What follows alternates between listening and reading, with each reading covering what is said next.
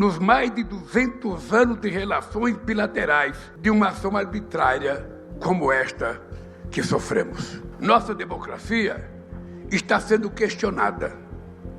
Nossa soberania está sendo atacada. Nossa economia está sendo agredida. Este é um desafio que nós não pedimos e que nós não desejamos.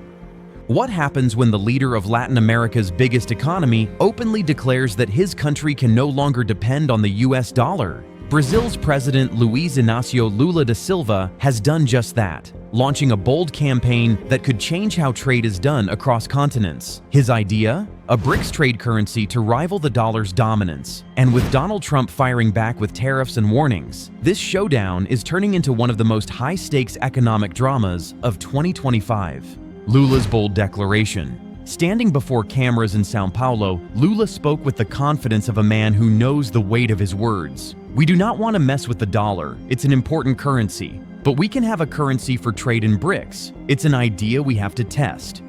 These remarks weren't just a passing thought. They came at a time when the United States, under President Trump, had already escalated a tariff war with Brazil, and when BRICS itself was beginning to flex its muscles as a powerful economic bloc. Lula admitted openly that his push wasn't about undermining the dollar. Rather, it was about giving Brazil and its partners an option. If it fails, then I was wrong, he added. But someone would have to convince me that I was wrong. The trigger. The spark came in January 2025 when Trump publicly threatened that if BRICS countries dared to create a shared trade currency, Washington would strike back. Any attempt by BRICS to form a trade currency that bypasses the dollar will be met with full-scale tariffs. 100%, no exceptions, Trump warned at a campaign rally. By mid-year, those words turned into policy. The US slapped a staggering 50% tariff on Brazilian exports, on top of an existing 10%. The blow hit a wide range of industries, though exceptions were carved out for aircraft parts, aluminum, tin, fertilizers, and some energy products. For the rest, the costs were crippling. Trump tied his decision directly to politics. He claimed the tariffs were connected to the legal battles of former Brazilian President Jair Bolsonaro, who remains under house arrest while facing charges linked to an alleged coup attempt in 2022. It's a witch hunt, Trump said, describing his ally's situation as a reason for Washington's retaliation. Sovereign Brazil. Faced with this storm, Lula unveiled a sweeping plan known as Sovereign Brazil. It wasn't a mere gesture. It was a $5.5 billion program designed to rescue exporters and restore confidence. The plan included a 30 billion reais credit line to provide immediate liquidity to struggling exporters. There were also tax deferrals for companies hit by tariffs, $930 million in tax credits for small and medium-sized firms through 2026, and an expansion of insurance to cover businesses facing canceled foreign orders. Perhaps most importantly, the government pledged to use public procurement as a safety net, buying up goods that would otherwise have been shipped abroad.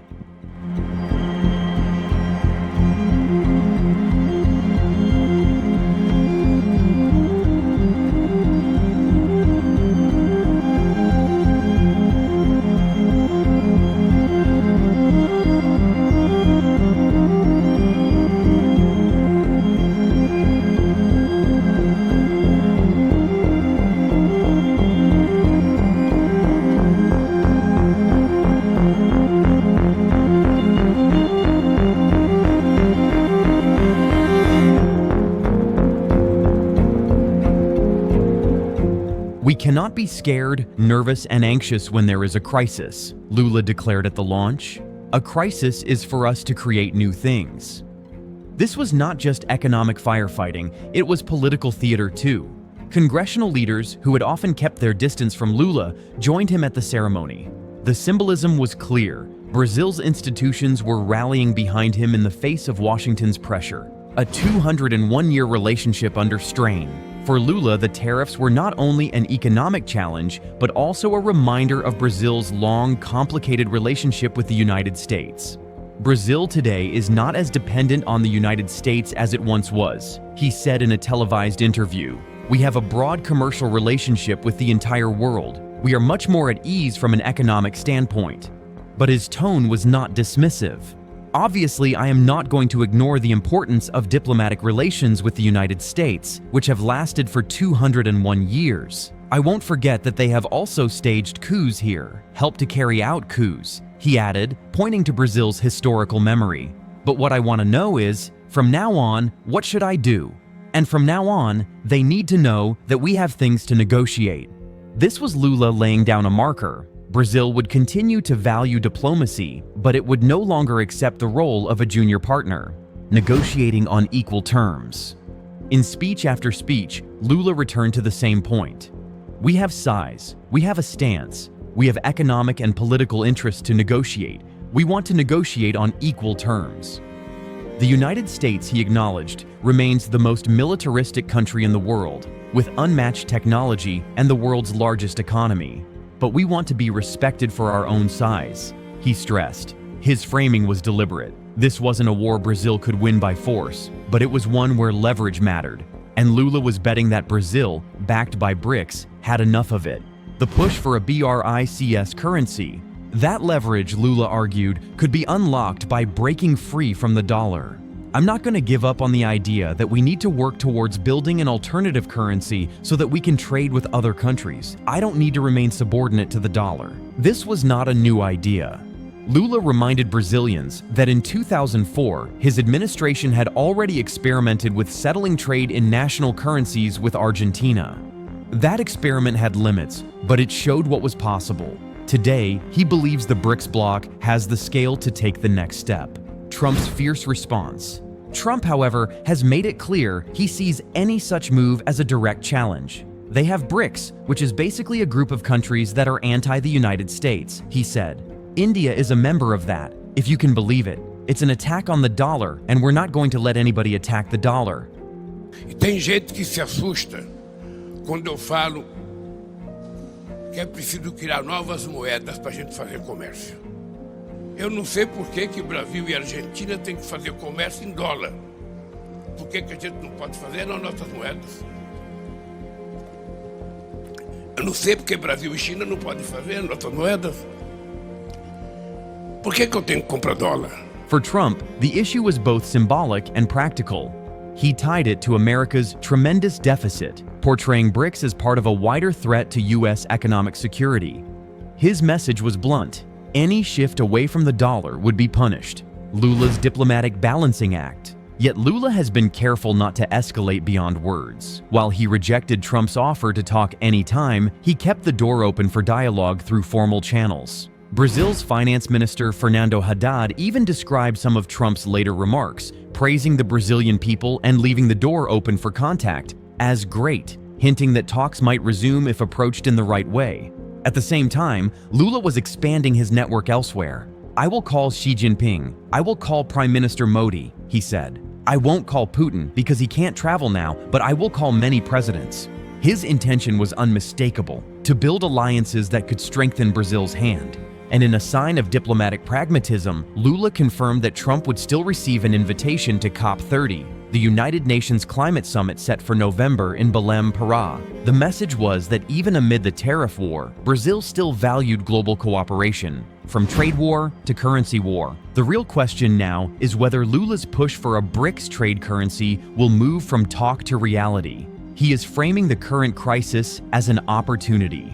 If it fails, then I was wrong, he said, almost daring critics to challenge him. But in his view, the bigger mistake would be to accept dollar dependency as an eternal condition. This is what makes the moment so dramatic. The US has long wielded the dollar as both an economic tool and a geopolitical weapon. For a country like Brazil to openly declare independence from it is nothing short of revolutionary. A clash of visions. On one side, Trump's America insists that the dollar is untouchable and that any challenge will be punished with tariffs. On the other, Lula's Brazil insists that sovereignty means having alternatives. For ordinary Brazilians, this fight is not abstract. It's about exporters facing canceled orders, small firms needing credit, and a government spending billions to shield them. For investors and policymakers, it's about whether the dollar's supremacy is starting to show cracks. And for the rest of the world, it raises a simple but profound question. If BRICS can stand up to the dollar, what comes next? Eu lembro que eu dizia a seca no Nordeste, ela é um problema da natureza. Mas a fome causada pela seca é um problema de falta de vergonha das pessoas que governam o país. A fome ela vai corroendo você por dentro. E o que é mais grave é que as pessoas têm vergonha de dizer que está com fome. Eu vou contar um caso meu. Eu fiquei desempregado 1 ano e meio. Em 1965, eu arrumei emprego na Vilares. Foi a primeira grande empresa que eu arrumei emprego. E a Vilares não tinha refeitório. As pessoas iam comer no bar ou levavam marmita. E eu estava numa situação tão precária que teve um dia que eu não levei marmita. This is more than a trade dispute. It's a clash over the future of global money. Lula has framed it as a test, one that Brazil cannot afford to ignore. Trump has framed it as an attack, one the US cannot afford to lose. So where does that leave us?